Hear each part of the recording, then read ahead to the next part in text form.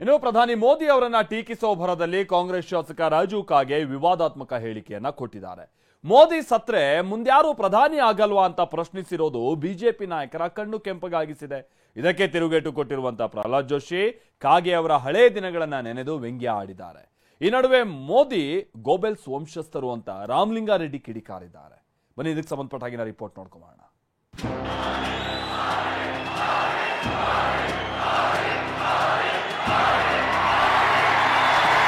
ಮೋದಿ ಮೋದಿ ಅಂತ ಜನ ಹೇಳ್ತಿರೋದನ್ನ ನೋಡಿಯೇ ಈ ಕಾಂಗ್ರೆಸ್ನವರಿಗೆ ಲೂಸ್ ಮೋಷನ್ ಶುರುವಾಗಿರೋದು.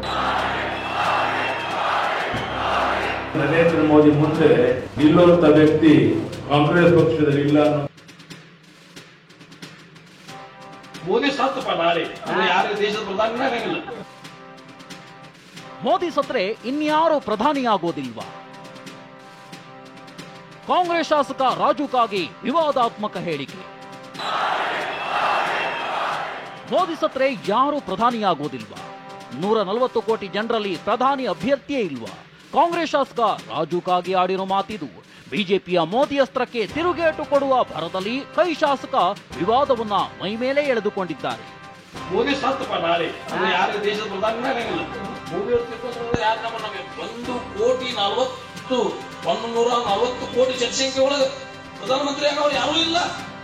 ಇದೊಳಗೆ ಗತಿ ಆಯ್ತು. ಮತ್ತೆ ಏನ್ ಹೇಳ್ತಾರೆ ಹುಡುಗರು ಇವತ್ತಿರಲ್ಲ ಮೋದಿ ಮೋದಿ ಮೋದಿ ತಗೊಂಡು ಲೆಕ್ಕ ಮೋದಿಯನ್ನು ಪ್ರಶ್ನೆ ಬರಲ್ಲ ಅಲ್ಲಿ.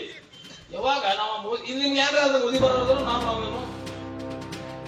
ಇನ್ನು ರಾಜು ಕಾಗೆ ಆಡಿರೋ ಮಾತು ಬಿಜೆಪಿ ನಾಯಕರನ್ನ ಕೆರಳುವಂತೆ ಮಾಡಿದೆ. ರಾಜು ಕಾಗೆ ಬಿಜೆಪಿಯಲ್ಲಿ ಇದ್ದ ದಿನಗಳನ್ನ ನೆನೆದಿರೋ ಕೇಂದ್ರ ಸಚಿವ ಪ್ರಹ್ಲಾದ್ ಜೋಶಿ ತಿರುಗೇಟು ಕೊಟ್ಟಿದ್ದಾರೆ. ಇತ್ತ ರಾಜು ಕಾಗೆ ಹೇಳಿಕೆ ಟೀಕಿಸೋ ಭರದಲ್ಲಿ ಬಿಜೆಪಿ ಸಂಸದ ಉಮೇಶ್ ಜಾಧವ್ ಎಡವಟ್ಟು ಮಾಡಿಕೊಂಡಿದ್ದಾರೆ. ಅಲ್ಲ, ಈ ಕಾಗೆಯವರು ಮೊದಲ ನಮ್ಮ ಪಾರ್ಟಿ ಒಳಗೆ ಇದ್ದವ್ರು, ಅವರು ಮೋದಿ ಮೋದಿ ಅಂತ ಹೇಳಿದವ್ರು. ಈಗ ಅಲ್ಲಿ ಹೋದ್ಮೇಲೆ ಸ್ವಲ್ಪ ವರ್ಷ ಚೇಂಜ್ ಆಗಿರ್ತದೆ. ಇಲ್ಲ ಅಂದ್ರೆ ಅನೇಕರಿಗೆ ಹೇಳಿದ್ದಾರೆ, ಮೋದಿಯವ್ರಿಗೆ ಬೈದಾರನ ಮುಂದೆ ಟಿಕೆಟು, ಮೋದಿಯವ್ರಿಗೆ ಬೈದಾರನ ಮಂತ್ರಿಗಿರಿ ಉಳಿತದೆ ಅಂತ ಸ್ವಲ್ಪ ಬೈಕೋತ ಅಡ್ಡಾಡ್ತಿರ್ತಾರೆ ಪಾಪ. ನೋಡ್ರಿ, ಅಕ್ಕಸತ್ರ ಅಮಾವಾಸ್ಯ ನಿಂದಾರಲ್ಲ ನಂಬಲ್ಲಿ ಭಾಳ ಮಂದಿ ಅರ. ಮೋದಿ ಆದ್ಮೇಲೆ ಪ್ರಧಾನಮಂತ್ರಿ ಅವ್ರ ಕೆಪಾಸಿಟಿ ಭಾಳ ಮಂದಿ ಅರ. ಆ ಟೈಮ್ ಬಂದಾಗ ಅವ್ರು ಆ್ಯಕ್ಷನ್ ತೊಗೊತಾರೆ ನೆಸರಿ. ಅದ್ರ ಬಗ್ಗೆ ನಾವು ಅವ್ರ ಬಳಿ ಯಾರೆಲ್ಲ ವಿಚಾರ ಮಾಡಬೇಕು. ಅವರು ಮೋದಿ ಗೋಬೆಲ್ಸ್ ಮುಖ್ಯಸ್ಥರು ಎಂದ ರಾಮಲಿಂಗಾರೆಡ್ಡಿ. ಬಿಜೆಪಿ ನಾಯಕರು ಮೋದಿ ಅಲೆಯಂತಿದ್ರೆ ಇತ್ತ ಕಾಂಗ್ರೆಸ್ ಕಲಿಗಳು ಮೋದಿ ವಿರುದ್ಧ ವಾಕ್ಪ್ರಹಾರ ಮುಂದುವರಿಸಿದ್ದಾರೆ. ಸಚಿವ ರಾಮಲಿಂಗಾರೆಡ್ಡಿ ಮೋದಿ ಅವರನ್ನ ಹಿಟ್ಲರ್ ಮಂತ್ರಿ, ಗೋಬೆಲ್ಸ್ ಮುಖ್ಯಸ್ಥರು ಎಂದು ಕಿಡಿಕಾರಿದ್ದಾರೆ. ಮಾಜಿ ಸಿಎಂ ವೀರಪ್ಪ ಮೊಯ್ಲಿ ಮೋದಿಯನ್ನ ಸರ್ವಾಧಿಕಾರಿಗಳಿಗೆ ಹೋಲಿಸಿದ್ದಾರೆ. ಗೋಬೆಲ್ಸ್ ಅಂತ ಒಬ್ಬ ಇದ್ದಾನೆ ಜರ್ಮನಿನಲ್ಲಿ, ಹಿಟ್ಲರ್ ಹತ್ರ ಅವನು ಮಂತ್ರಿ ಆಗಿದ್ದ. ಅವನಿಗೆ ಯಾವ ಪೋರ್ಟ್ಫೋಲಿಯೋನೇ ಇಲ್ಲ. ಅವನು ಒಂದು ಸುಳ್ಳನ್ನ 100 ಸಲ ಹೇಳಿ ಹೇಳಿ ಹೇಳಿ ಅದನ್ನು ನಿಜ ಮಾಡೋದು. ಅವರ ವಂಶಸ್ಥರು ಮೋದಿಯವರು ಮತ್ತು ಬಿಜೆಪಿಯವರು. ನರೇಂದ್ರ ಮೋದಿ ಜರ್ಮನಿಯಲ್ಲಿ ಹಿಟ್ಲರ್ ಇದ್ದಾರಲ್ಲ, ಇಟಲಿಯಲ್ಲಿ ಮುಸೋಲಿನಿ ಇದ್ದಾರಲ್ಲ, ಅಥವಾ ಸದ್ದಾಮ್ ಹುಸೇನ್ ಇದ್ದಾರಲ್ಲ, ಅದೇ ರೀತಿಯಲ್ಲಿ ದ್ವೇಷಿಯಾಗಿ ಈ ದೇಶಕ್ಕೆ ಪ್ರಧಾನಿ ಆಗಲಿಕ್ಕೆ ಅವ ಅನರ್ಹ. ಮೋದಿ ಮತ್ತೆ ಪ್ರಧಾನಿಯಾಗೋದು ಸೂರ್ಯ ಚಂದ್ರರಷ್ಟೇ ಸತ್ಯ ಎಂದ ಬಿಎಸ್ವೈ. ಮೋದಿ ಮತ್ತೆ ಪ್ರಧಾನಿಯಾಗೋದು ಸೂರ್ಯ ಚಂದ್ರರಷ್ಟೇ ಸತ್ಯ ಅಂತ ಮಾಜಿ ಸಿಎಂ ಬಿಎಸ್ವೈ ಭವಿಷ್ಯ ನುಡಿದಿದ್ದಾರೆ. ಕಾಂಗ್ರೆಸ್ನವರಿಗೆ ಲೂಸ್ ಮೋಷನ್ ಶುರುವಾಗಿದೆ ಅಂತ ಸಿಟಿ ರವಿ ಕೈ ಪಡೆಯ ಕಾಲೆಳೆದಿದ್ದಾರೆ.